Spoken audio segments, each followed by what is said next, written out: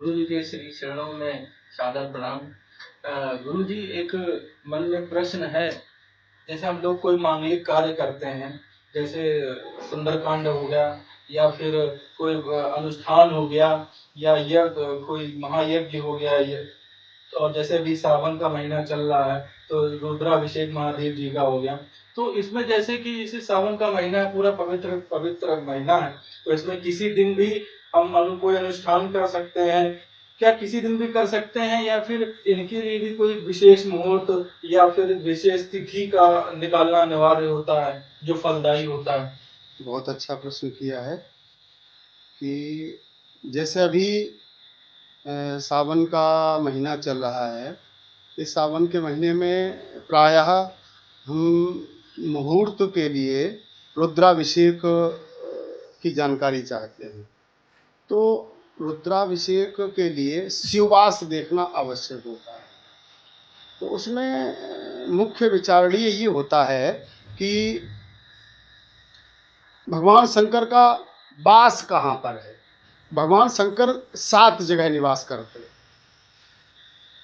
कैलाश पर मैया गौरा जी के साथ में, बैल पर, सभा में, भोजन में, क्रीड़ा में और शमशान में।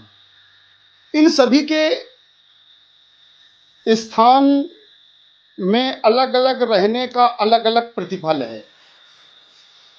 उन में जो कल्याण कारक हैं, जो हमारी मनोकामना को पूर्ति करते हैं, जो सुख समृद्धि में वृद्धि करते हैं, जो अभीष्ट मनोकामना की पूर्ति करते हैं, वह कुछ ही हैं 7 दिन में, विशेष दिन।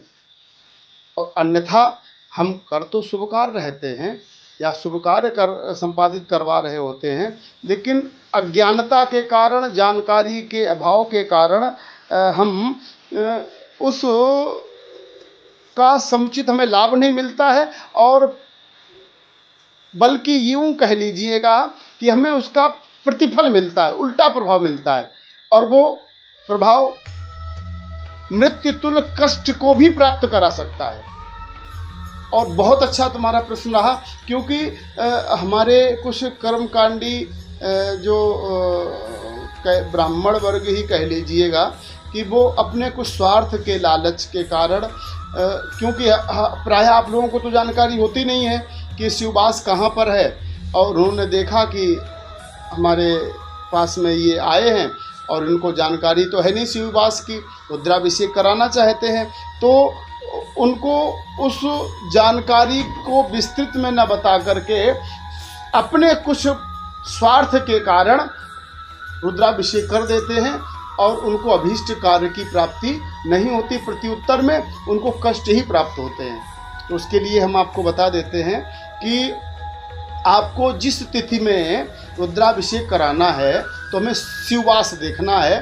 तो उसमें देखना क्या है कि जिस तिथि को आप हवन कर रहे हैं या जिस तिथि को आप रुद्राभिषेक कराना चाहते हैं, तो जैसे मान लीजिएगा आज शुक्ल पक्ष की सप्तमी तिथि है, तो इसमें गणना कैसी होगी कि शुक्ल पक्ष की प्रतिपदा से लेकर के पूर्णिमा की जो गणना होगी वो होगी प्रतिपदा, द्वितीया, तृतीया, चतुर्थी, पंचमी, षष्ठी, सप्तमी, अष्टमी, नवमी, एकादशी, द्वादशी, त्रयोदशी, चतुर्दशी और पूर्णिमा, यानी कि 15 है।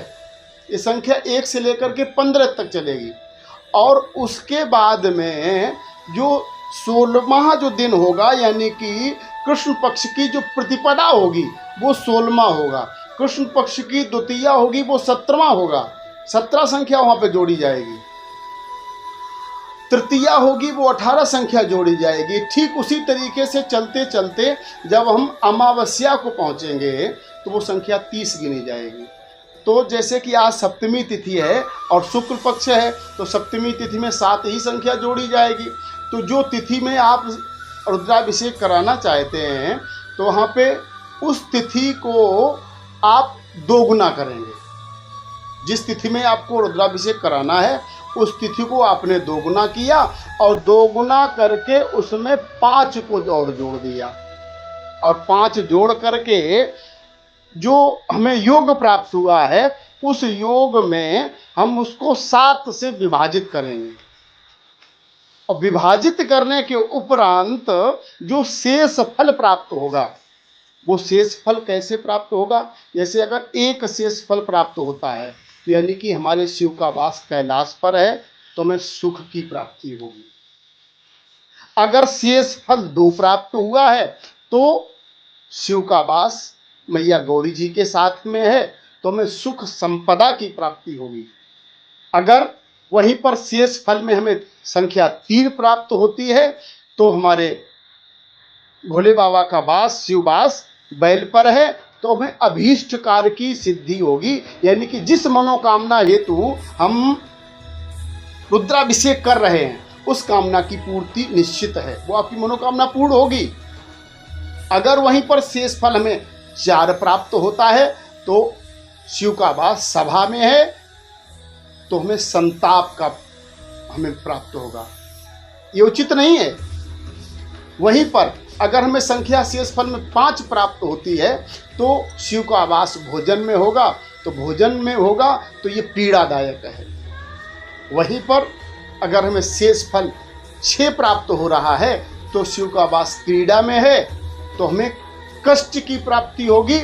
और अगर शिव का वास, अगर शेष फल में हमें संख्या 7 प्राप्त हो रही है या 0 प्राप्त हो रहा है, तो शिव का वास शमशान में है, जो कि मरण या मरण तुल्य कष्ट की प्राप्ति कराएगा।